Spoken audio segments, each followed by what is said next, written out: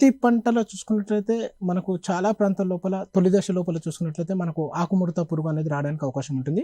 ఇదేంటంటే మన రైతు సోదరులు పంట విత్తుకున్న 10-15 రోజుల నుంచే మనం గమనించడం జరుగుతుంది. ముఖ్యంగా రైతులు వారి యొక్క పొలం లోపల ఈ యొక్క ఆకుముడత పురుగు ఉందా లేదా అని గుర్తించడానికి ఆకుల మీద తెల్లటి చారలు కనిపిస్తే గిట్లా తప్పకుండా రైతు సోదరులు గుర్తుపెట్టుకోవాలి.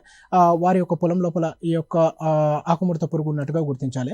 ఈ పురుగు అనేది పెద్దగా నష్టపరచకపోయినప్పటికీ కూడా ఏమవుతుందంటే కిరణజన్య సమక్రియ అనేది తగ్గడానికి అవకాశం ఉంటుంది. కాబట్టి రైతు సోదరులు కొంచెం ఆకుల మీద చారలు కనిపించినప్పుడు కొద్ది వరకు సస్యరక్షణ చర్యలు అనేది చేపట్టాలి. ముఖ్యంగా తొలి దశ లోపల విచ్చలవిడిగా ఎటువంటి పురుగు మందులు అనేది ఉపయోగించకుండా రైతులు వీలైనంత వరకు భౌతిక పద్ధతులైనటువంటి జిగురొట్టలు లాంటివి పెట్టుకోవడం అనేది ఉత్తమం.